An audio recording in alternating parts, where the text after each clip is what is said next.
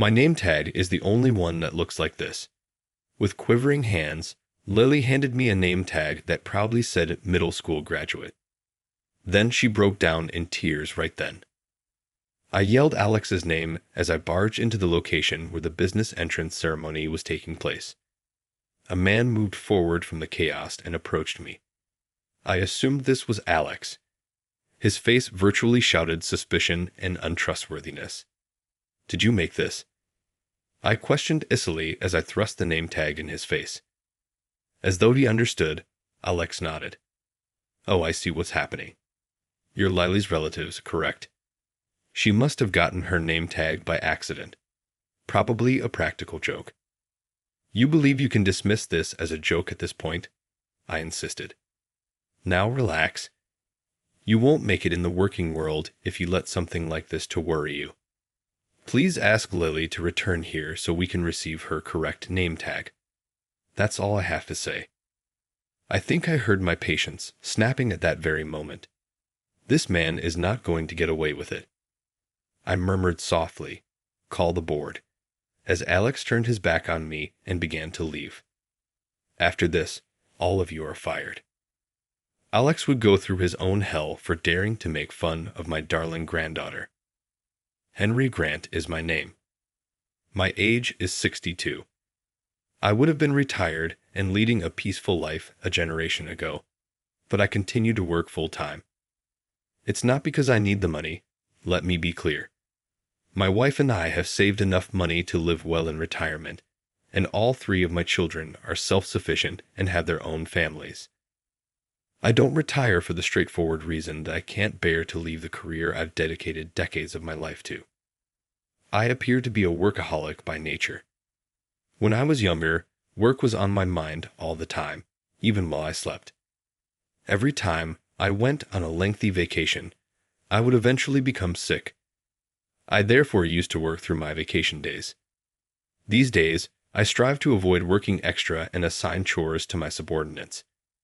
My wife and kids chastise me for going overboard, so I'm coming in on the weekends less frequently. Although having less time for work is a little annoying.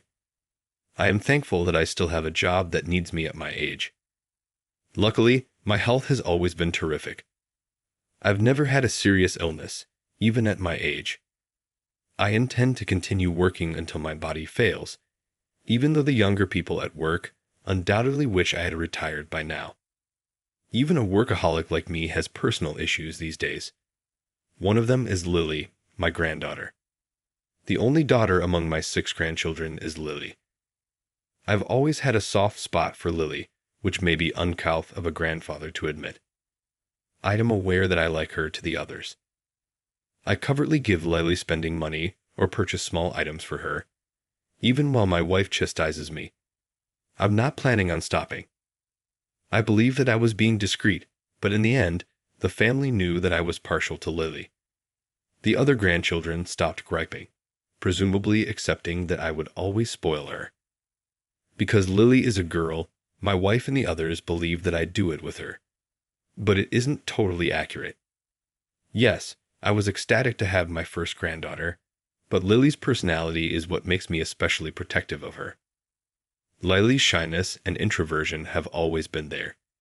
She used to hide behind her mother during family get-togethers since she is awful at public speaking.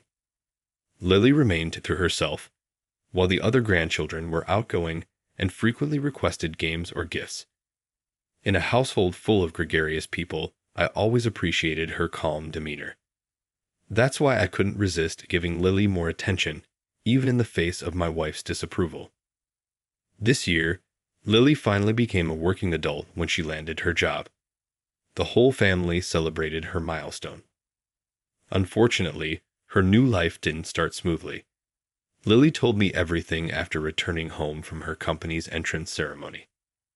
Lily's employer was a company in the welfare industry. It operated paid nursing homes, group homes, and provided in-home care services. At the company, Lily was hired as a welfare service worker. For Lily, who struggled with interpersonal communication, the job search process had been nothing short of torturous.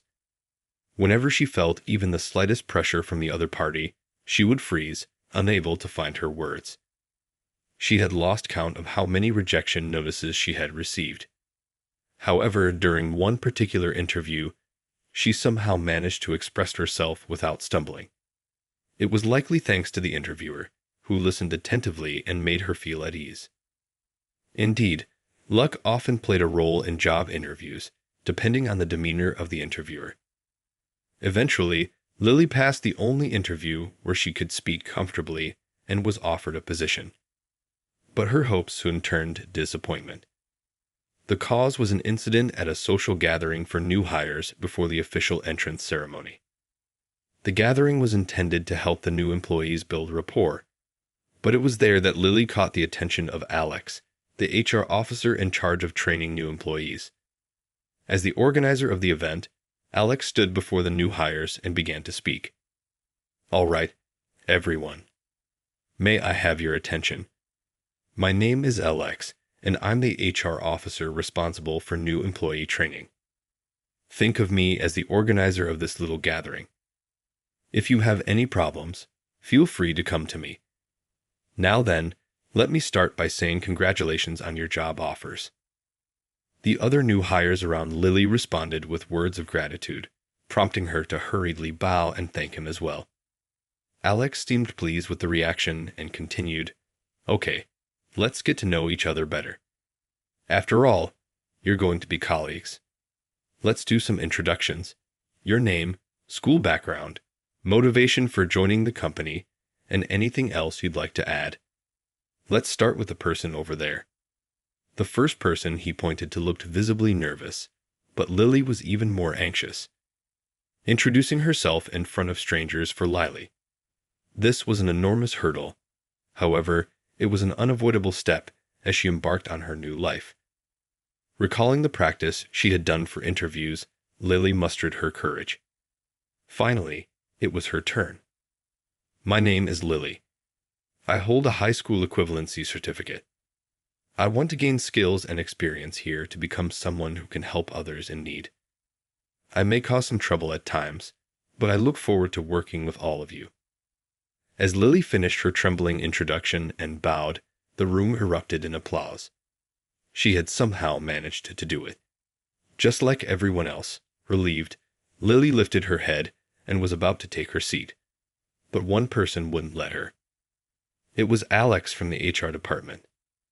"Wait a moment, Lily. May I ask you something?" With a mischievous grin, he continued. "A high school equivalency certificate. Does that mean you didn't graduate from high school?" "Yes, I dropped out," Lily replied hesitantly. Her hesitation was understandable. Lily had been unable to attend school during her high school years due to severe bullying by her classmates. After spending some time at home due to school refusal, she eventually decided to leave school entirely. Although her grades were not poor, and both the school and her teachers encouraged her to transfer to another high school, Lily refused. Her painful experiences had left her fearful of any environment filled with people her age. After dropping out, she studied independently and passed a high school equivalency exam. Despite struggling through the job search process, she had finally secured a position. But Alex, unaware of Lily's past, continued to press her mercilessly. "Oh, so you dropped out of high school. What a waste. Getting in and then quitting. Why? Why did you drop out?" "Well, that's... I see. It must be something you can't talk about. Did you get expelled for causing trouble, Lily? You've got a wild side, huh?" "No, that's not true. I left voluntarily because of, family circumstances." Blushing with embarrassment and anxiety, Lily denied his accusations. Alex nodded knowingly as if satisfied with her reaction. "Ah, I see. Family circumstances, huh? Well, that can't be helped. Sorry for prying. Now then, could you redo your introduction?" "Huh? What do you mean?" Lily asked. "Did you forget? Name, school background, motivation. You skipped your school background earlier, so let's try again. What was the last school you graduated from? What middle school did you attend?" With a smirk, Alex forced Lily to redo her introduction. Everyone at the gathering turned their eyes toward her. Trembling uncontrollably, Lily had no choice but to comply with Alex's demand. "I'm Lily. I'm from Seaside Middle School. Nice to meet you." When Lily managed to utter her final words, Alex clapped theatrically and egged on the other new hires to applaud as well. After that, the atmosphere during the gathering changed, and Lily was treated like someone to be avoided. The experience brought back memories of the hell she had endured in high school. It left her utterly crushed, but she chose not to share it with her family. She couldn't bear to disappoint them, especially after they had celebrated her job offer with so much joy. Then came the day of the entrance ceremony. Following the ceremony, a group training session for all new employees was scheduled. There was no doubt Alex, the HR trainer, would be there. Remembering the incident at the gathering, Lily felt a heavy weight in her chest, but skipping the ceremony on her first day at the company was out of the question. That morning, her entire family came out to see her off. "Lily, congratulations on starting your new job. If anything pleasant happens, tell me right away, okay? No matter what, I'm always on your side." "Thanks, Grandpa, but I'll be fine. Well, I'm off now." Encouraging herself with a quiet, "I'll be fine. I'll be fine," Lily headed to the entrance ceremony. When she arrived at the venue, she saw many other new hires milling about nervously. Among the faces, she spotted some from the gathering that day. It appeared that after checking in and receiving their name tags, they were directed to take their assigned seats. Lily joined the line for check-in, feeling tense, and gave her name to a young staff member who seemed to be part of HR. The staff member smiled warmly. "Congratulations," they said before searching through the pile of name tags for Lily. But no matter how much they searched, Lily's name tag couldn't be found. The staffer repeatedly asked for her name and cross-checked the employee list, drawing attention from others in the process. As someone who hated being the center of attention, Lily stood frozen in discomfort. Then, from the crowd, the last person she wanted to see appeared. It was Alex from HR. Well, isn't it, Lily? Is something wrong?" "Yes, they can't seem to find my name tag." "Oh, that's right. I completely forgot. I have your name tag with me. I kept it to give it to you personally. Sorry for the surprise." Alex beckoned Lily to step behind the reception desk. From his pocket, he pulled out a name tag and handed it to her. Suspicious of his behavior, but not wanting to appear rude, Lily accepted the name tag and thanked him. "Thank you. Wait, what is this?" The moment she looked at it, she was speechless. The name tag Alex handed her didn't have her name on it. It read, "Middle School Graduate." As Lily stared in shock, Alex, clearly pleased with her reaction, sneered. "That's good enough for you, isn't it? You should be grateful I made a name tag for a middle school grad like you. If you don't like it, just go home." Humiliated and overwhelmed, Lily ran out of the ceremony venue without looking back. She made it home barely 5 minutes after arriving at the ceremony. When she returned, she came straight to my room and tearfully told me everything about what had happened at the gathering and the entrance ceremony. Only my name tag is just like this. With trembling hands, Lily handed me the name tag that said "Middle School Graduate" and broke down crying right there. "You did well to endure it, Lily. Leave the rest to me," I said, placing my hand gently on Lily's head as she lay on the floor, sobbing uncontrollably. It seemed it would take some time for her to calm down. I called my wife to take care of Lily, then had one of my subordinates bring the car around and headed straight to the entrance ceremony venue. Though I was stopped at the reception desk, I pushed past them and stormed into the venue. The ceremony was in progress, but I didn't care. I shouted at the top of my lungs, "Alex, come out here right now." The room fell silent for a moment, followed by a wave of murmurs through the crowd. A man walked toward me. This must be Alex. He had an untrustworthy face that practically screamed suspicious. I am Alex, and who might you be? If you're here to cause trouble, I'll call the police, he said. Ignoring Alex's question, I held out the name tag. Alex looked at it and nodded as if everything made sense. Oh, I see now. You must be Lily's family. That name tag must have been handed to her by mistake. It's probably just someone's prank. Honestly, these young folks today are so fragile, running to their families over something like this. You think you can dismiss this as just a prank? I shot back. Come on, calm down. If she's going to crumble over something this minor, she'll never survive in the working world. I'll make sure she gets her proper name tag. Tell her to come back here now, if you'll excuse me. At that moment, I swear I heard the sound of my patient snapping. This guy wasn't getting away with this. As Alex turned his back on me and started to walk away, I spoke quietly. Call the board. You're all fired. What are you saying? Are you senile or something? Alex snapped. I still hadn't answered your first question, kid. My name is Henry Grant. I run your parent company. Let me make this clear. It wasn't an empty bluff. I spent decades in the welfare industry and currently oversee multiple companies as their CEO. The company Lily joined happens to be one of my subsidiaries. Out of respect for Lily's wish to secure a job on her own, I had stayed out of her job hunt. But this harassment, that was a different story. Intervening in subsidiary affairs is something I can easily do. As soon as I introduced myself, the executives seated at the VIP section began to stir. Alex, who initially didn't believe me, grew pale as he sought his superiors. Panic. Wait, you're joking, right? You're the CEO of the parent company. That can't be. Alex, what are you doing? Apologize to this man immediately. A flustered older man from the VIP section rushed over to Alex, berating him. I recognized him. It was George, an executive at the subsidiary. Judging by his attitude toward Alex, they were likely father and son. George, is this your son? I asked. Yes, Mr. Grant. I deeply apologize for the trouble he's caused. He's an unworthy child, and I ask for your forgiveness.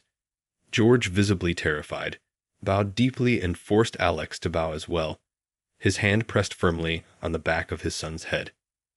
As both apologized profusely, I continued, George, take a look at this.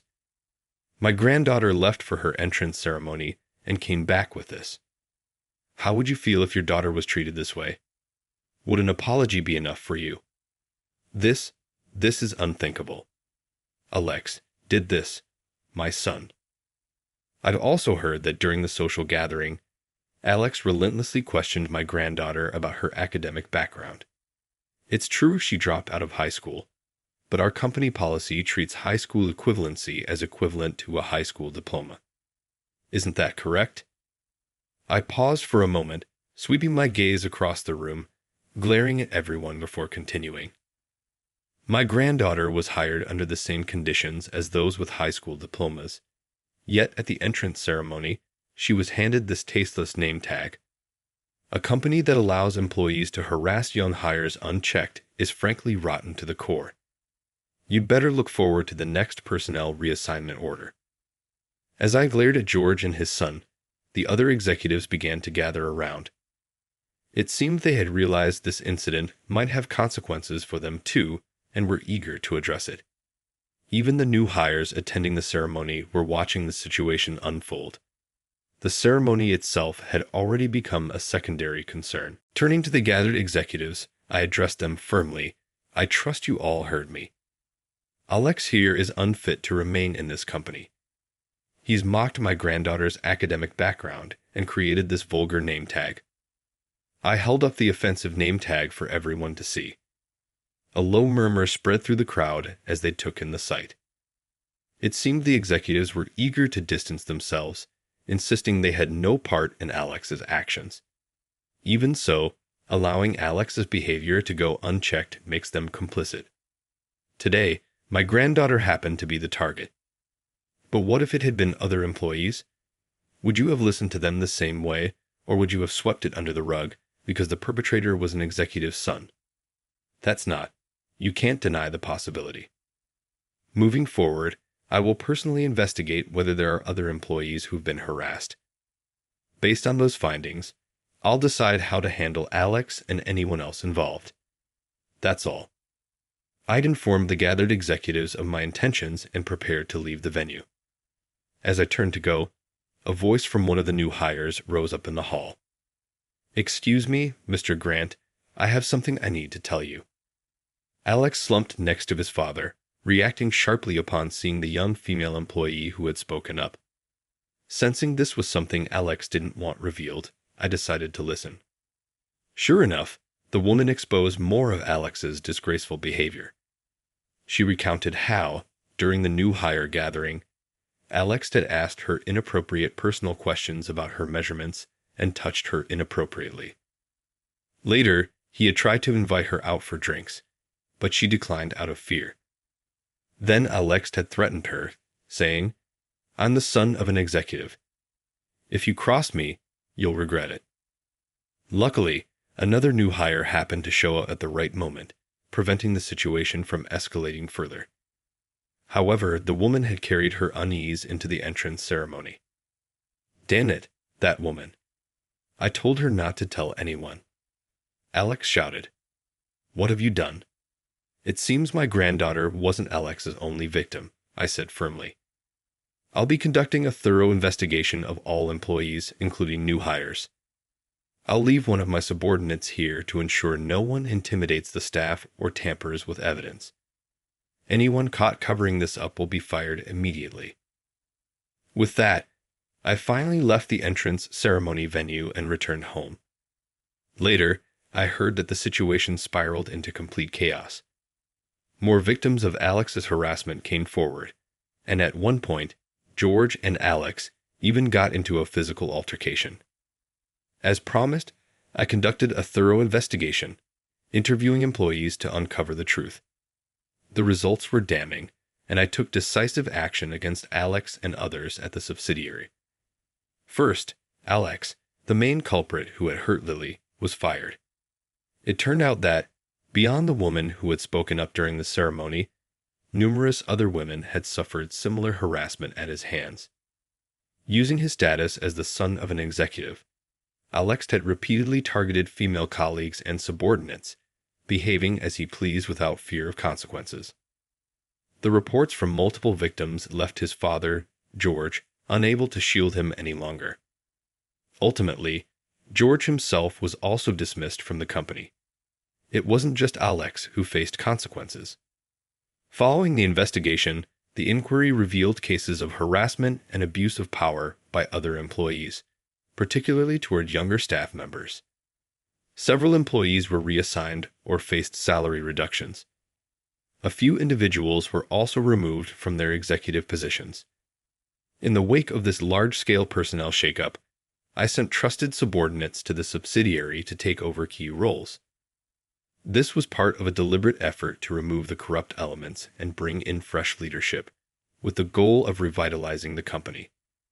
I'm confident that my subordinates will transform the subsidiary into a more transparent and supportive workplace. As for Alex, he'd been engaged to a woman introduced to him by his father. However, the exposure of his malicious harassment toward female employees caused the engagement to be called off. Having lost both his job and his fiancée, Alex now reportedly spends his nights indulging in aimless partying and heavy drinking. His initial employment at our subsidiary had been secured solely through his father's connections. Having never gone through a proper job search, it's doubtful that Alex will be able to find a new position on his own. He will likely end up living off his aging father for the rest of his life. Meanwhile, I continue to work energetically as always.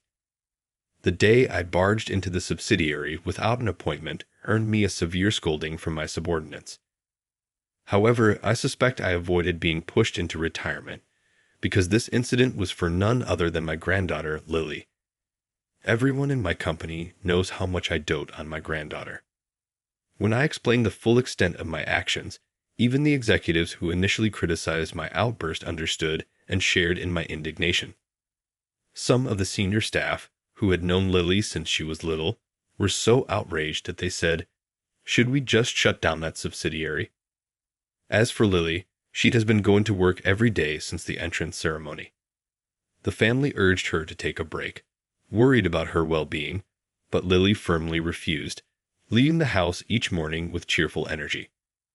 Concerned that she might be pushing herself too hard, I couldn't help but make a suggestion. "Lily, isn't it difficult for you to stay at the company after the scene I caused? If you'd like, why don't you come work for my company instead?" "No, Grandpa. I'm fine. I'll keep working at my current company. Thanks to you, the bad managers are gone, and everyone's happy about it." Apparently, the women who had suffered harassment from Alex were incredibly grateful to Lily. Whenever Lily finds herself the target of curious or judgmental stares, those women always step in to shield her. Thanks to their support, Lily has been able to avoid isolation at work and focus on her responsibilities. "That's great to hear. It's reassuring to know they're looking out for you," I said, relieved. But to my surprise, Lily shook her head. Then, with a serious expression, she looked at me and said, "I've always relied on others to protect me. Whether it was you, my friends, or my coworkers, but I can't keep depending on others. I need to learn to protect myself. If I don't, I'll just keep running away like I did in high school." "Lily, you are—" I started to say, but she cut me off. "That's why I'm going to become a stronger person. Strong enough that my family can feel at ease watching over me. So, Grandpa, keep watching me, okay?" With that, she hurriedly finished getting ready for work as if to hide her embarrassment and left the house with a radiant smile. As I watched her retreating figure, I felt my eyes well up with pride and emotion. My name is Natalie. I'm 27 years old, and in a few weeks I'll be getting married. I sat at my kitchen table looking at a sea of wedding invites right now. I look over the names to make sure I haven't overlooked someone significant. However, there is one name that I purposefully omitted off the list, my stepmother's. You may be wondering how I could have invited my stepmother to my own wedding, and I get that. It's a lengthy story, and this seems like a good moment to tell it. I was 5 years old when it all began. My entire life fell apart when my parents divorced. They informed me that I would alternate between the two of them while living with them. I felt it was fantastic at the time since I couldn't pick between my parents, and I loved them both. I didn't have to this way. At first, life following the divorce wasn't too horrible. My dad and I used to go these incredible road trips together. Since he was the owner of the company, he was free to take time off whenever he felt like it. We would get into his car and travel to other cities. I had a sense of adventure as a child, exploring new locations with my father at my side. Things were different, but nonetheless wonderful while I was with my mom. We would play with my dolls for hours, making up tales for each one, and frequently the house would fill with the aroma of freshly made cookies. Those were joyous times. I felt that both of my parents valued, loved, and wanted me. Then again, things were different. When I was 7 years old, my dad remarried. I recall the day Dad had me meet Sarah, who will soon become my stepmother. Her grin seemed to fill the entire room, and her beautiful blonde hair added to her beauty. First, everything was all right. Sarah treated me with kindness and real concern. When I was at Dad's place, she showed me how to braid my hair and assisted me with my homework. However, as time passed, something changed.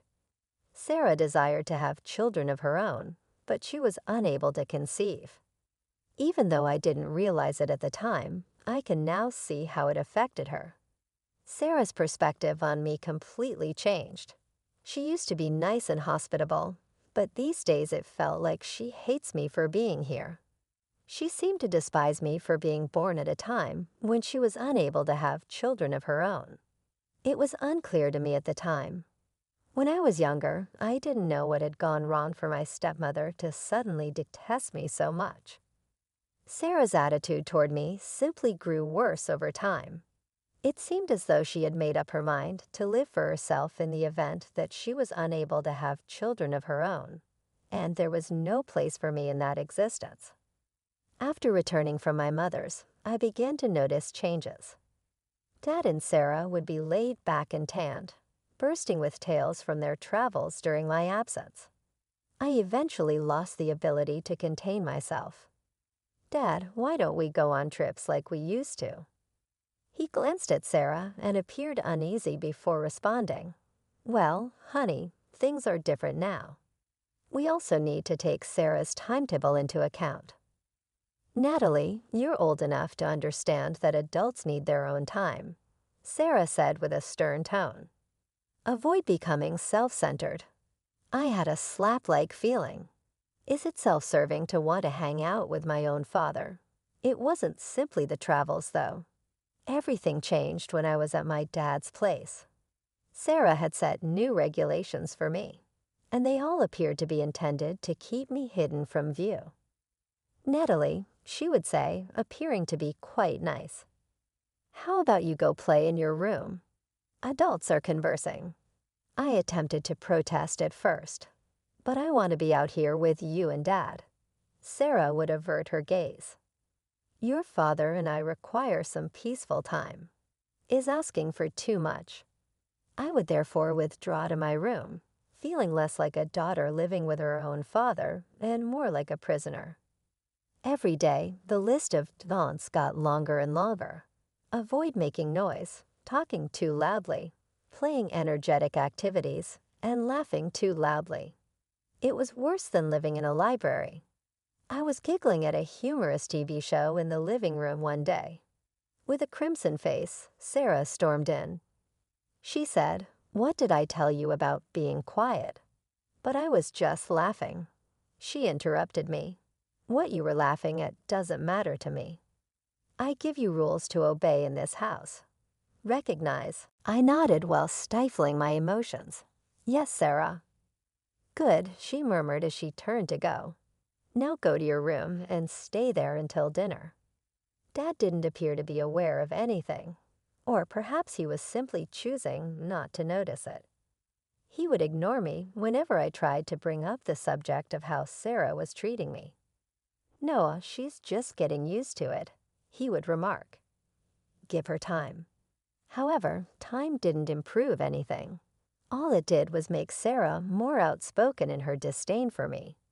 She would be critical of everything I did, including my diet and appearance. "Natalie, really, is there no way you can chew with your mouth shut and sit up straight? You seem to have grown up in a barn." I wanted to shout, to let her know that I was just a child and was doing the best I could. However, I was aware that it would be ineffective. Sarah felt that my entire being was a transgression. I therefore acquired the skills of being quiet, little, and unobtrusive. In my father's house, I turned like a ghost, shying away from noise and drawing attention to myself. I felt like I could breathe again when it was time to return to my mom's every 2 weeks. But I was always afraid of going back to Dad's place and seeing Sarah's icy looks and stern remarks. I was able to suppress my feelings for many years, but by the time I became 12, I was at my breaking point. After a particularly unpleasant interaction with Sarah, I sobbed and told Mom everything one day. With each phrase, Mom's expression became deeper as she listened. She erupted when I was done. I jumped when she cried, "That thing. How dare she treat my daughter like this?" Mom was talking to Dad on the phone before I could stop her. She has never sounded so irate to me. She spat into the phone. "Listen here, you spineless excuse for a father. If you don't get your wife under control, I swear I'll take you to court and make sure you never see Natalie again." I was feeling ill. I simply wanted things to be better, not worse, and this was not what I wanted. A few days later, when I went back to Dad's house, He sat me down for a serious talk. "Natalie," he began, his voice stern, "we need to discuss your behavior. Sarah has been nothing but good to you. She's trying her best to be a good stepmother, and all you do is complain." I couldn't believe what I was hearing. "But Dad, enough," he snapped. "Do you realize what you've done? Your mother is threatening to take away my visitation rights. Do you want that? Do you want to never see me again?" Tears welled up in my eyes. "No, of course not." Dad's voice softened a bit. "Then you need to stop this, Natalie. No more complaints about Sarah. She only wants what's best for you. If you keep this up, you'll end up tearing this family apart. Is that what you want?" I shook my head, unable to speak through my tears. As he left the room, I felt like my world had shattered. Not only had Dad not believed me, but he'd also made me feel like everything was my fault. I was the problem, not Sarah. From that day on, I stopped complaining. I decided to be the perfect stepdaughter, to do everything Sarah wanted, just so I wouldn't lose my dad. I became a shadow in the house, quiet and obedient. I had no say in anything, but at least I still got to see my father, even if he seemed more like a stranger with each passing day. Life at Mom's house was a different story. A few years after the divorce from Dad, Mom met Robert. He was kind, funny, and had a daughter of his own, Lily, who was a year younger than me. Over time, I fell in love with both of them. Robert never tried to replace my dad, but he was always there for me. He helped me with my homework, listened to my problems, and even taught me how to ride a bike, something Dad had always been too busy to do. Lily became the sister I never knew I wanted. We'd stay up late giggling and sharing secrets. She never made me feel like an outsider. As I got older, the contrast between my two homes became starker. At Dad's, I was a ghost, trying not to upset the delicate balance. At Mom's, I was Natalie, loud, funny, and loved. As I entered my teenage years, my needs naturally grew. Like any kid my age, I wanted the latest gadgets, a cool smartphone, a decent laptop for schoolwork. Dad, to his credit, seemed to understand this. He'd always been generous, and at first, he didn't hesitate to buy me what I needed. I remember the day he handed me my first smartphone, but my joy was short-lived. Sarah's disapproving frown said it all. Later that night, I overheard them arguing. "You're spoiling her, Tom," Sarah hissed. "Do you have any idea how much that phone cost? She needs it for school." Dad defended weakly. "Please, she needs it to post selfies and waste time on social media. You're throwing money away." From that day on, Sarah appointed herself as the family's financial guardian. She told Dad she'd help him save money when it came to my expenses. What this really meant was that she'd take control of everything. The next time I needed new clothes, Sarah insisted on handling it herself. What followed was a parade of second-hand clothes and shoes, all bought from discount websites or clearance sales. Don't get me wrong, I'm not against second-hand stuff, but Sarah took it to an extreme. More often than not, the clothes were ill-fitting, out of style, or just plain uncomfortable. But I didn't dare complain. I still remembered Dad's warning about tearing the family apart. The irony of it all, while I was forced to wear hand-me-downs, Sarah never skimped on herself. Her closet was a fashion magazine come to life. Designer shoes, branded bags, clothes from the latest collections. She'd spend hours preening in front of the mirror, adjusting her perfectly coordinated outfits. Things came to a head when I graduated high school. Dad had promised me a car, nothing fancy, just something to get me around. I was over the moon. Finally, a sign that he still cared, that he saw me as more than just an inconvenience in his new life. But Sarah, true to form, couldn't let it happen. The night before we were supposed to go car shopping, all hell broke loose. A car? Sarah shrieked. Are you out of your mind, Tom? We can't afford it. Besides, I need a new car. Mine is almost 3 years old. I listened from my room, heart sinking with every word. I knew how this would end. Sure enough, the next morning, Dad came to me with that look on his face, the one that said he was about to disappoint me again. Natalie, honey, he began, not meeting my eyes. About the car, I saved him the trouble. It's okay, Dad. I understand. We can't afford it, right? He looked relieved that he didn't have to say it himself. Right. But hey, I promise I'll pay for any college you want to go to and your accommodation too. How's that sound? I forced a smile. Sounds great, Dad. Thanks. As he left my room, I heard Sarah's voice from downstairs. Tom, dear, when are we going to look at that new Jeep? I wanted, so I sat there in my room full of ill-fitting clothes, clutching my outdated phone, dreaming of a car I'd never get. I realized something. The material things weren't what hurt the most.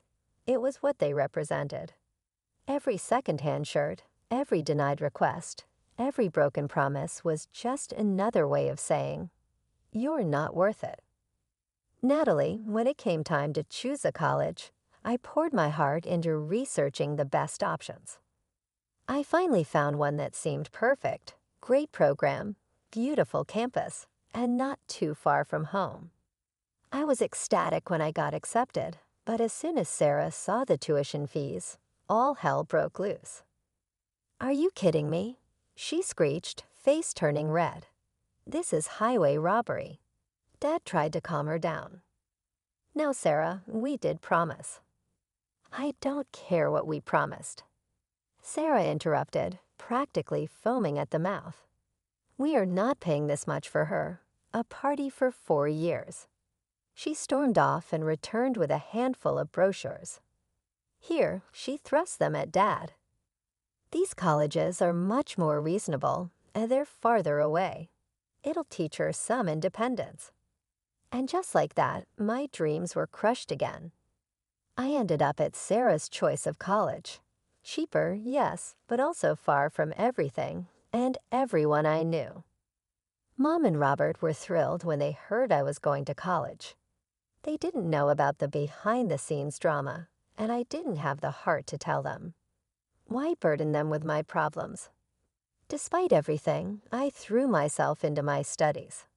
I was determined to make the most of this opportunity, even if it wasn't exactly what I'd hoped for. I'd come home for holidays, splitting my time between Mom's welcoming house and Dad's. Well, Dad's house. It was during one of these breaks that everything finally came to a head. Sarah was having a birthday party, and to my surprise, Dad called and asked me to come. Sarah would love to see you, he said, though I could hear the uncertainty in his voice. I was skeptical, but a small part of me hoped that maybe, just maybe, things were changing. So I agreed. I even bought Sarah a gift, a nice scarf I'd saved up for from my part-time job at college. When I arrived at the house, the party was in full swing. I took a deep breath and approached Sarah, gift in hand. Happy birthday, Sarah, I said, forcing a smile. I hope you like it. I never got to finish. Sarah's face contorted with rage. What are you doing here? She hissed, loud enough for nearby guests to hear. I stammered, confused. But Dad said you wanted me to come. Get out, she shrieked. You're not welcome here. How dare you show up and ruin my party? I stood there, frozen in shock. The room had gone silent, all eyes on us. Sarah snatched the gift from my hands and, without even looking at it, tossed it in a nearby trash can. I don't want anything from you. You're not worthy to be here among my friends. Leave now. Tears stung my eyes as I turned and fled. I ran up to my old room, grabbing the few belongings I'd left there over the years. As I reached for the front door, I heard Sarah's laughter floating from the living room, as if nothing had happened, as if she hadn't just publicly humiliated her stepdaughter and thrown away a heartfelt gift. I slammed the door behind me and walked away from that house for what I promised myself would be the last time. I went straight to Mom's, where I broke down and finally told her everything. All the years of mistreatment, the manipulation, the broken promises. Mom was furious, but more than that, she was heartbroken for me. "Oh, sweetheart," she said, holding me close. I had no idea. "I'm so sorry you went through all that alone." As I cried in my mother's arms, I felt a weird mix of sadness and relief. Sad for the relationship with my father that I'd probably never have, but relieved to finally be free from Sarah's toxic presence. The day after Sarah's birthday disaster, my phone rang. It was Dad. I almost didn't answer, but a part of me still hoped he'd apologize, that he'd finally see the truth. "Natalie," he said, his voice stern, "why did you leave Sarah's party so abruptly?" She was quite upset. My blood boiled. That's not what happened. She yelled at me in front of everyone and threw my gift in the trash. She kicked me out. There was a pause, then Dad's voice came back, cold and angry. "I can't believe you'd make up such lies about Sarah. Why are you trying to denigrate my wife? Call me when you're ready to apologize to Sarah." The line went dead. I stared at my phone, tears streaming down my face. That was the moment I realized I truly lost my father. The next few years were a blur. I threw myself into my studies, graduated college with honors, and landed a decent job. I saw Dad a handful of times, always on neutral ground, a cafe, a park, never at his house. About a year after graduation, I met Jason at work. He was a few years older, kind, funny, and most importantly, he saw me, really saw me, not as an inconvenience or a burden, but as a person worthy of love and respect. 4 years flew by. Jason and I moved in together, adopted a cat named Muffin, and built a life filled with love and laughter. Then on a random Tuesday evening, as we were doing dishes after dinner, Jason turned to me and proposed. And just like that, I was engaged. As the initial excitement settled, the reality of wedding planning set in, which brings us back to where this story began, me surrounded by wedding invitations, grappling with the question of whether to invite Sarah. In the end, I decided to send an invitation to Dad alone. I couldn't bring myself to include Sarah, not after everything that had happened. As I sealed the envelope, I felt a mix of sadness and resolve. I was starting a new chapter in my life, and I wanted it to be free from the shadows of the past.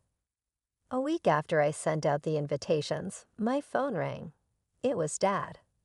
I answered, expecting the usual awkward small talk.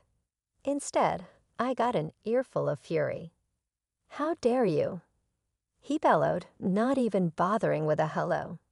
"How could you disrespect Sarah like this? You invited me to your wedding, but not her, after everything she's done for you." I couldn't help it. I laughed, a short, bitter laugh that seemed to shock Dad into silence. "Everything she's done for me," I repeated, my voice dripping with sarcasm. "Dad, are you hearing yourself right now? She raised you for years," he shot back. "She put so much love and care into." Love and care. I interrupted, my calm finally snapping. "When, Dad? When did she ever show me love or care? Was it when she made me wear secondhand clothes while she bought designer outfits? Or when she convinced you not to buy me a car for college? Oh, I know. It must have been when she threw my birthday gift in the trash and kicked me out of her party." "Thank you very much, Robert." I hugged him and said, "Thank you." The nuptials were exquisite. Jason was waiting for me, his face beaming with affection, as Robert led me down the aisle. I saw Lily, my mother, and all of our relatives and friends grinning and shedding joyful tears. I realized then that I was right here with all the relatives I could ever need. I made the decision to share some wedding pictures on the internet a few days after the wedding, right before Jason and I left for our honeymoon. A nasty remark surfaced under one of the photos almost immediately. "Observe that," Sarah said in her response. Having a stranger escort her down the aisle while her father wasn't even invited. Disgusting. I was filled with a familiar rage as I continued to gaze at the message.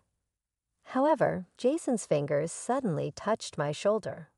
"You okay, Nat?" he said, his eyes showing worry. I glanced at my hubby before turning my gaze back to the phone. Sarah's remarks suddenly looked insignificant, trivial, and completely irrelevant. "What do you know?" Surprising myself with how much I meant it, I said, "I am okay. I'm better than okay, actually." I immediately banned Sarah's account without thinking twice. I hesitated for a second before blocking Dad's as well. It was time to permanently close that chapter of my life. My father and stepmother destroyed my life. After my mother's funeral, my greedy father kicked me out of our home and married her ex, my stepmother, who was nothing but a schemer. With a cold smile, she reminded me that I had forgotten about my $2 million inheritance. That's when I made a choice. I would seek revenge with the help of my grandfather. Little did I know, in the coming weeks, unexpected events would unfold, leading me down a path I never imagined. My name is Emily, and I'm 16 years old. I live in San Antonio, Texas, but my life hasn't been easy. It all started when I was just 11, the day my world shattered forever. I lost my mother in a car accident, an event that haunts me every single day. What I didn't know then was that the accident wasn't an accident at all. I remember that day vividly. The sun was shining bright, and I was playing outside, laughing with my friends. I had no idea that my mother was on her way home from work, never to return. When the news came, everything changed. I was devastated, and the grief consumed me. "Emily, sweetie, come here." My grandfather, James, called from the kitchen. He was a retired professor in his 70s, and after my mother's death, he took me in. He was all I had left, and I could see the pain in his eyes as he tried to comfort me. "Yeah, Grandpa," I replied, wiping my tears away. "Dinner is ready. I made your favorite macaroni and cheese." He smiled, trying to lighten the mood. As I sat at the table, I glanced at the empty chair where my mother used to sit. The silence felt heavy, filled with unspoken words. "I miss her," I finally admitted. "I know, Emily. I miss her too," James said softly. He looked down, unable to hide his sorrow. "But we have each other. We can get through this." Just when I thought life couldn't get any worse, Robert, my father, entered the picture again. After my mother's death, I had hoped he would step up and be the father I needed. Instead, he started dating Samantha, an old flame of his. I didn't understand how he could move on so quickly. Samantha was in her late 40s, and it didn't take long for her to push her way into our lives. At first, I tried to be welcoming, thinking maybe she could help fill the void my mother left behind. But I quickly realized that she had other plans. "Emily, it's time you moved in with me and Samantha," Robert announced one evening. I was sitting on the couch, staring blankly at the TV. "You'll be living with us now. We're getting married." "Married? You can't be serious." I shot back, my heart racing. "What about me?" "I need you. Mom just died." He didn't look at me. "Samantha, and I want to be a family. You're old enough to take care of yourself."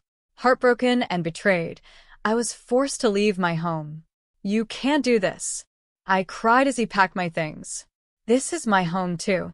"Not anymore, Emily. Samantha wants nothing to do with you. You'll live with your grandfather." His voice was cold, and I felt tears streaming down my face as I was taken to my grandfather's house. James welcomed me with open arms, but I felt hollow. "You'll be safe here," he assured me, sensing my despair. "We'll figure this out together." But I couldn't shake the feeling that something was terribly wrong. Samantha had always been overly friendly, but her smile felt more like a mask. She wanted to erase me, to take my place in Robert's life. Days turned into weeks and weeks into months. Samantha became more controlling, often criticizing me. "You're just a burden," she would say, her voice dripping with disdain. "If your mother hadn't been so reckless, she'd still be alive." I was shocked and hurt by her words. How could she say such things? I wished I could escape the reality of my life, but there was nowhere to go. One evening, I overheard Robert and Samantha arguing in their bedroom. "I can't stand her," Samantha yelled. "She's a constant reminder of what we've lost." Robert's voice was low and tense. "We have to get rid of her. The money will be ours. She doesn't deserve it." I felt my heart drop. What money? My mother had left me an inheritance worth $2 million, and now I realized they wanted it all for themselves. I needed to find a way to protect myself, to expose their deceit. James noticed my distress. "Emily, you need to talk to me if something's wrong," he said one night as we sat on the porch, the night air heavy with unspoken fears. "It's Samantha. She's always saying mean things to me, and I think she wants to hurt me," I confessed, my voice trembling. James's expression turned serious. "I've sensed something isn't right. Let's keep an eye on them." "We'll find out the truth." In my gut, I knew that I couldn't trust them. They were plotting something, and I needed to be ready. Little did I know how deeply their betrayal would cut, and how it would set off a chain of events that would change our lives forever. As days passed, I felt more isolated and scared. I often sat in my room, imagining how I could escape the darkness surrounding me. But with James by my side, I felt a flicker of hope. Perhaps together, we could uncover the truth behind my mother's death and stop Samantha and Robert from taking everything from me. The storm was brewing, and I could sense it. But I had no idea how fierce the tempest would be or what it would reveal. The stage was set for betrayal, and I was determined to find the strength to fight back. The days turned into weeks, and the unease in my home grew thicker. Robert and Samantha wore their fake smiles like masks, but I could see the cracks beneath them. My nights were filled with restless dreams, visions of my mother and echoes of Samantha's cruel words. I felt lost in a web of deceit, but deep down, I knew I had to stay strong for my mother's memory. One evening, as I sat in my room studying, James knocked softly on my door. "Can we talk, Emily?" he asked, his voice gentle yet firm. "Of course, Grandpa." I put my books down, my heart racing with anticipation. I wanted to share my fears and worries, hoping he would help me make sense of everything. We settled in the living room, the warm glow of the lamp casting soft shadows. "I've been doing some thinking," James began, his expression serious. "I think we should hire a private investigator." My eyes widened. "A private investigator? Do you really think things are that bad?" "I believe Samantha and Robert are hiding something," he replied, leaning forward. "If we can gather evidence, we might expose their true intentions." I felt a surge of relief, mixed with anxiety. What if they find out? What if they try to hurt us? James placed a comforting hand on my shoulder. "We'll be careful. The truth has a way of coming out, and I want to protect you." The next day, James contacted a private detective named Mr. Lawson. He was in his late 40s, with a stern but kind demeanor. When he arrived at our home, I felt a mix of hope and fear. Would he be able to help us uncover the truth?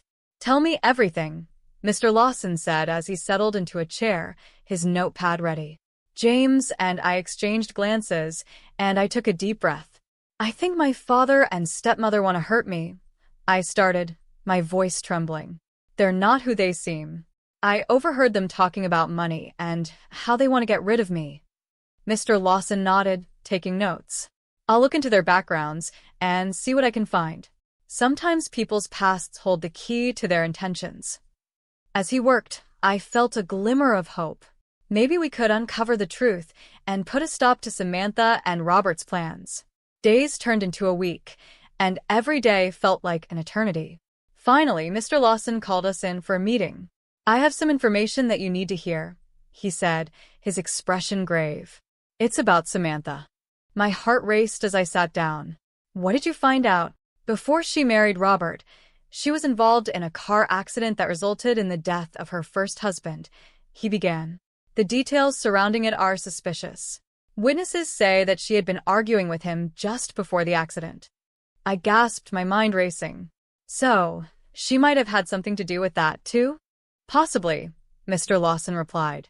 There's also evidence that links her to your mother's accident. I found tampered records indicating that the brakes on your mother's car were disabled before the crash.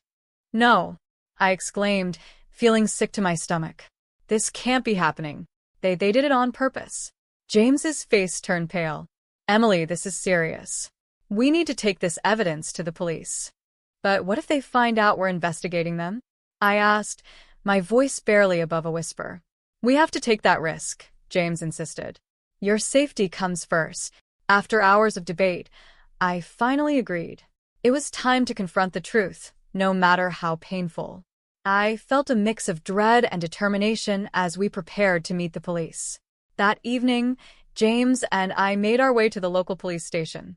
The building loomed in front of us, a symbol of hope and fear. As we stepped inside, I felt my heart racing. Would they believe us? Would they take our claims seriously? We met Officer Ramirez, a kind woman in her 30s who listened intently as we shared our story. You're saying that your father and stepmother are involved in your mother's death? She asked, her brow furrowing. Yes, I replied, my voice shaking. We have evidence that they tampered with her car. Officer Ramirez took a deep breath. This is serious, Emily. I'll need to review your evidence and speak with Mr. Lawson as well. As she gathered her notes, I glanced at James, who looked both proud and anxious. We had taken a step toward justice, but I knew the road ahead would be difficult. As we left the police station, I felt a mixture of hope and fear. The truth was finally coming to light, but I couldn't shake the feeling that Robert and Samantha would retaliate. They were cunning, and I had to be ready for anything. That night, I lay awake in bed, thoughts racing through my mind. I couldn't stop picturing my mother's face, the way she smiled, the warmth of her hugs. I had to do this for her, to ensure that those who had wronged us faced justice. I felt a fire ignite within me, a determination to uncover the truth, no matter the cost. The storm was approaching, and I could feel the winds of change swirling around us. I had to be brave. I had to be strong. And most importantly, I had to be ready for what was coming next. The days dragged on after our meeting with Officer Ramirez. I felt a sense of dread hanging over me as we waited for news about the investigation. James was doing his best to keep my spirits up, but the looming threat of Robert and Samantha made it difficult to find peace. One evening, as I sat at the kitchen table working on homework, my phone buzzed. It was a message from Mr. Lawson. We need to talk. Urgent. My heart raced.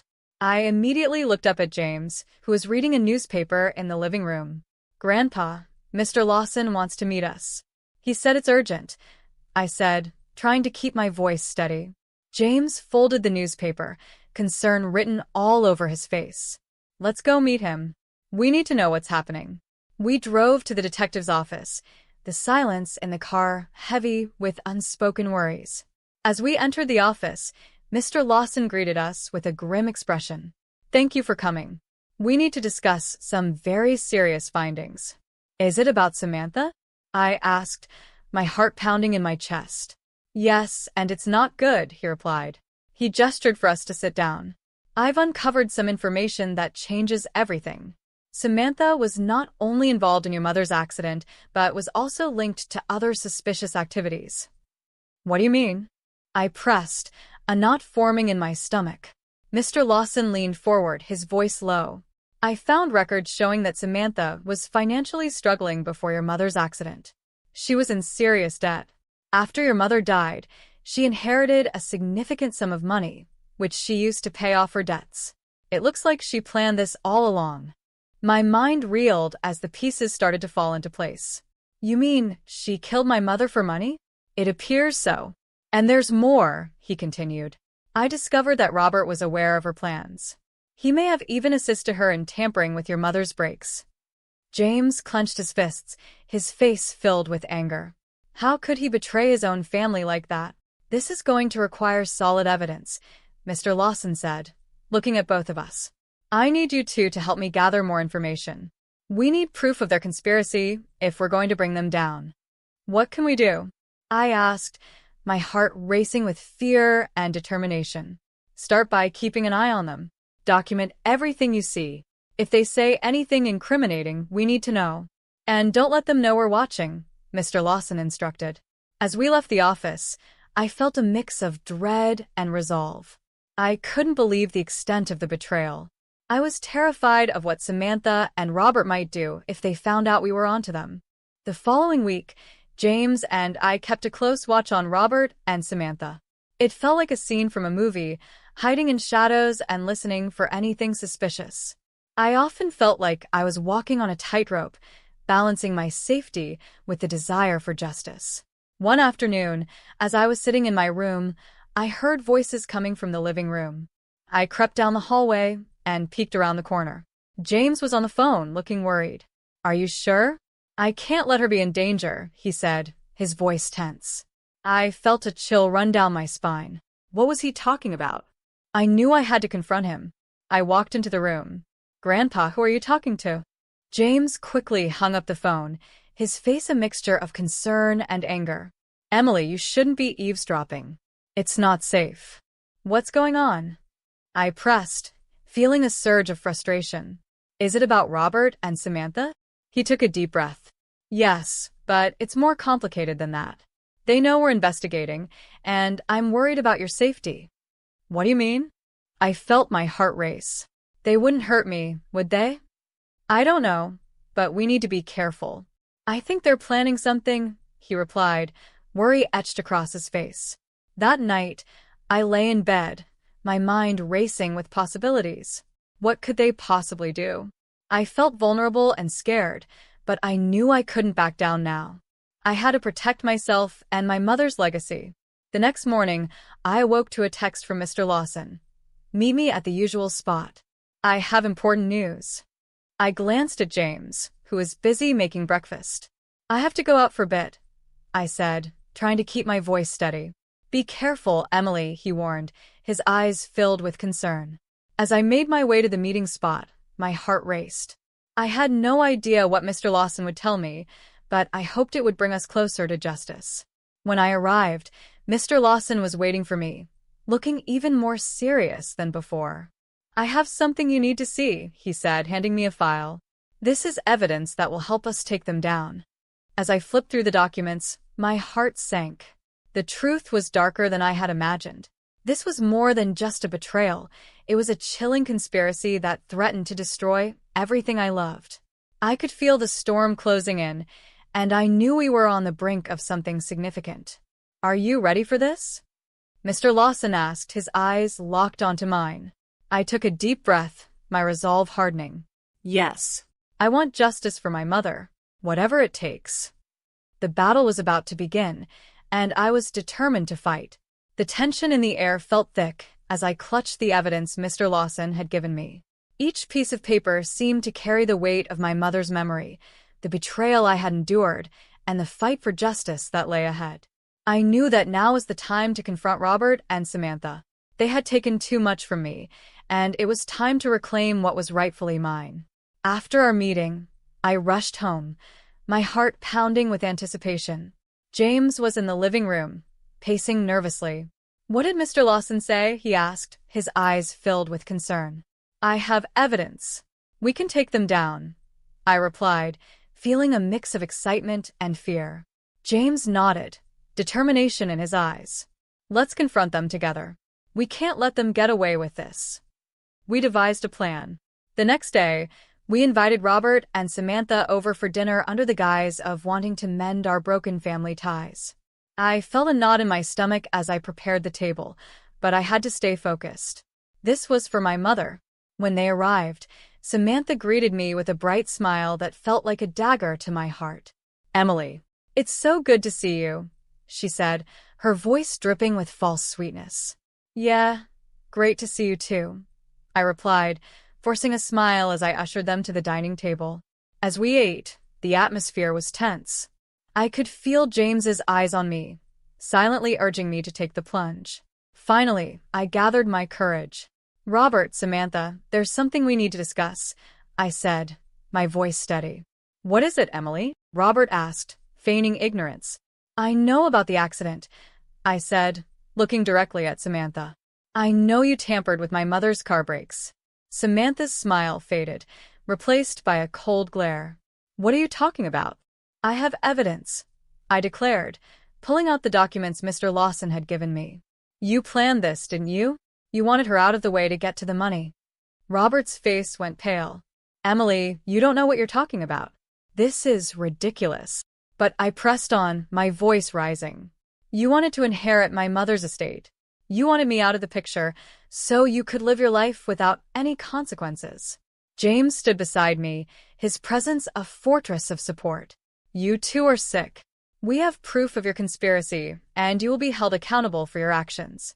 Samantha laughed, a harsh, chilling sound.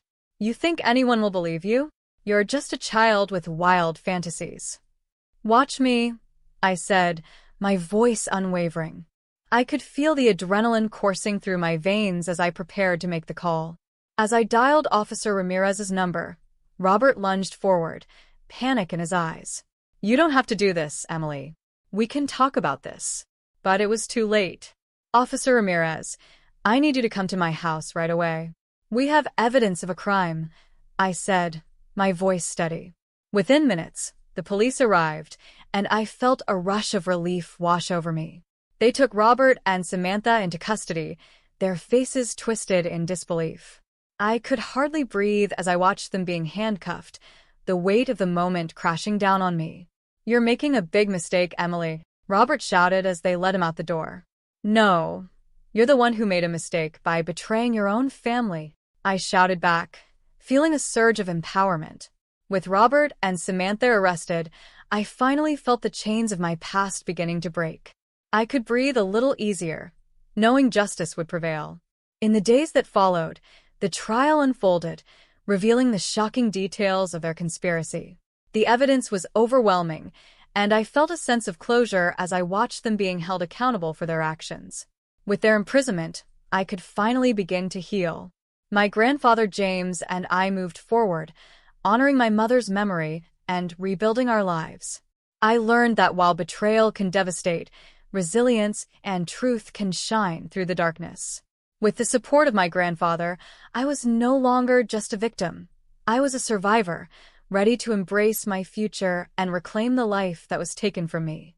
The storm had passed, and as I stood on the porch, I looked out at the horizon with hope. I knew my mother would be proud.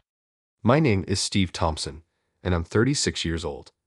I work for an IT company as a contract employee. After serving as a systems engineer at a major IT firm, I decided to start my own business. Now, I'm training under someone I greatly admire, the current CEO of the company, Morgan Smith. Morgan is 6 years younger than me at 30. She started her own business with friends while still in college, and has built it into one of the most respected companies in the security software testing industry. She's also famous for her skills as a hacker and has leveraged her talent for success, becoming a well-known figure in the industry. I chose the path of entrepreneurship because I admire her. Working under someone I respect is a valuable experience, and I sincerely admire Morgan. One day, I was summoned to her office and received a strange request. "Will you live with me if I pay you?" I was taken aback by the proposition, and my mind went blank for a moment. Morgan, watching my reaction, had a serious look in her eyes. It didn't seem like one of her usual jokes or pranks. Regaining my composure, I immediately responded, "Understood." There was no way I could refuse a request from someone I admired so much. I had no idea what her intention was, but if there was something I could do, I'd do it wholeheartedly. We had built a strong level of trust between us. "I knew you'd answer immediately, Steve," Morgan said with a satisfied smile, sliding a key card to her private apartment across the desk. "Just for a month. The address will be sent to your phone.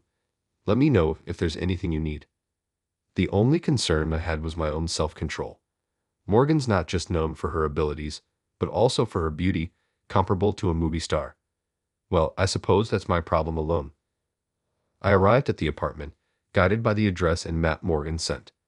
It was a high-end building with a full-time concierge service. I felt a little intimidated knowing I'd be living there for a month. Using the card key, I headed for the designated room.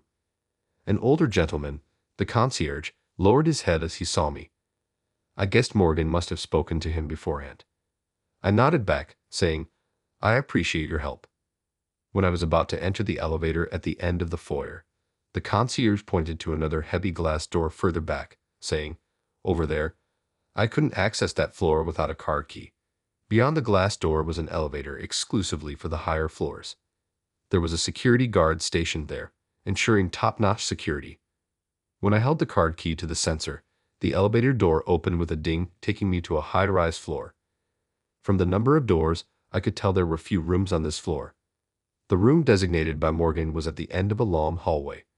As I rang the bell, I heard a voice from inside saying, "I'm coming."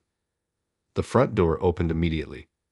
It seemed dangerous for a woman to live alone like this, but when I raised my head to express concern, the person standing there was not Morgan. "You must be Mr. Steve Thompson. Morgan told me about you." "Please come in," said a girl with a well-formed face and a strange tan. She was barefoot. "Who are you?" I asked, a bit panicked because I thought Morgan would be greeting me. "Didn't Morgan tell you?" "I'm her sister, Grace," she said. She bowed slightly and smiled, leading me to a spacious living room and preparing some tea. Grace said Morgan usually lived here alone and laughed, saying she was a freeloader just like me. Her profession was a photographer specializing in accompanying mountain climbers, and she had just returned to Japan after a long time. "You've been overseas for a while. Did you come back to Japan for any special reason?" I asked casually, but I soon regretted my carelessness. Grace held out her left hand, which was missing the little and ring fingers. "Frostbite," she said, shrugging at my gasp of surprise. "It must have been tough," I said. I was called back by a hysterical Morgan.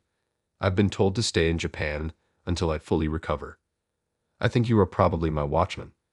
I correctly understood the true meaning of the request from Co. Morgan, and so the strange cohabitation of the three of us began. Living together, I noticed that the personalities of these sisters were really opposite. Co. Morgan is always logical and cool, and her beauty makes her feel like a cool beauty. On the other hand, her sister Grace is a wild child, always acting on intuition. She has a face as beautiful as Co. Morgan, but she's not taking good enough care of it, like getting sunburned. Moreover, she is a genius at destroying home appliances. It's so much that I think it's not just a talent. It's hard to believe she's the sister of Co. Morgan, who is at the top of the ID industry. "Steve, the water isn't coming out." "Why?" Today she was struggling in front of the water dispenser. "Grace, all you have to do is switch this. Then hot water comes out. It's cute when it's just this level." The other day, for whatever reason, she had water flowing backward and flooded the floor. My computer was also broken in the incident. Co. Morgan compensated me right away, but I remember my mind going blank for a moment. Co. Morgan often came home late, and naturally, Grace and I spent a lot of time alone. I taught Grace how to use the computer, and in turn, Grace told me a lot of stories about the mountains. Looking at the photos Grace took, I started to look forward to hearing about her high-altitude climbing, working in what's called the death zone. After realizing that it was a life-threatening job, I began to feel respect for Grace. Grace started to call me her computer teacher, and she was fond of me. "Grace, can I continue looking at yesterday's photos?" I called out to Grace, who was about to take a bath. Her photos were piled up in the living room. "Go ahead, you can look at anything," I heard Grace's lively reply from the dressing room. After hearing her reply, I reached out for the pile of photos. The vivid navy blue sky and the cliff cut sharply. The distant mountains are covered in white snow. The contrast of the navy blue and the white is dazzling to the eye. The people in the photos have chapped lips and sunburns, their eyes hidden by goggles, but everyone is smiling. Everyone might just smile naturally when Grace points the camera at them, I thought. They are really warm and good photos. Among them, I found a photo with Grace in it. Grace still looked young, almost like a student. It was probably the base camp for high-altitude climbing. She was embraced by a young man making a peace sign towards the camera. Her left hand still had all 5 fingers perfectly intact. This guy, doesn't he look like you? At some point, Ko Morgan had returned home and was now peering at a photo over my shoulder. The scent of the perfume that Ko Morgan always wears filled the air, and I found myself stiffening with nervousness. I thought he looked like you the first time I saw you. This man, he's Grace's fiancé. He's missing now. She traced the photo with her slim fingers, informing me in a soft voice. The man in the photo had gotten lost during a mountain climb. Nobody has been found yet. He was a solo alpine-style climber, she told me. It's a climbing style that involves quick ascension with light gear, not heavy. It expresses more towards climbing, making it a tougher challenge compared to traditional high-altitude mountaineering. In one winter, he went into the mountains and never came back. From the bathroom, I could hear Grace's humming. I had no idea she had such a sad history. I want you to keep Grace in America, where you can keep your eyes on her in order not to let her go to dangerous places. Ko Morgan's voice was serious. Is it because I look like Grace's fiancé? Upon my query, Ko Morgan nodded with a sorry expression. The reason Ko Morgan chose me for this task was because my face resembled Grace's ex-fiancé. She probably thought I could keep Grace here if I looked exactly like him. Listening to Ko Morgan's reasoning, I felt a twinge of disappointment. Was it towards me or towards Ko Morgan? I just felt my energy draining away. I thought I had been chosen because I was admitted and trusted by Ko Morgan. Ko Morgan was looking at me, her face clouded with worry. I felt I needed to say something, but words eluded me. Please, if it's you who looks just like her ex-fiancé, Grace might listen. I have no one else to ask. I can't bear the thought of spending another night worrying if Grace will return safely. C. Morgan revealed her feelings to me, who was still silent. It seems that both parents of the sisters had already passed away. Grace must be her only close relative. I was taken aback, seeing the surprisingly childish side of the cool and elegant C. Morgan. What? He doesn't look anything like him. Don't kid yourself. The one who pulled C. Morgan's tearful shoulder from behind was Grace. Steam was rising off her as she had just come out from the bath, but her face was more furious than I had ever seen. Grace, realizing that her plan had been heard, reverted to her usual composed demeanor. She swiftly brushed her long hair off her shoulder. I was thinking about you. Grace cut off C. Morgan's words. Don't manipulate my feelings to get your way all the time. Grace's anger was genuine. She stared at C. Morgan as if she was ready to throw a punch. Do you think you have the right to trample over my feelings, Steve's feelings, and everyone's goodwill? I'll say it because no one else will. You're arrogant? Who do you think you are? Unbelievable. C. Morgan was taken aback by being called arrogant. Indeed, not many people criticize C. Morgan. She probably knew that she looked lost for words, as if she had been hit by a truth she hadn't considered. But I know that C. Morgan isn't that shallow. Her kindness is just hard for others to see and gets misunderstood. In this situation, she should have had an honest conversation with Grace instead of going roundabout. C. Morgan is just worried about Grace's well-being. It's as simple as that. Grace, please don't say it like that. I don't feel like my feelings were trampled on. I quietly spoke to Grace.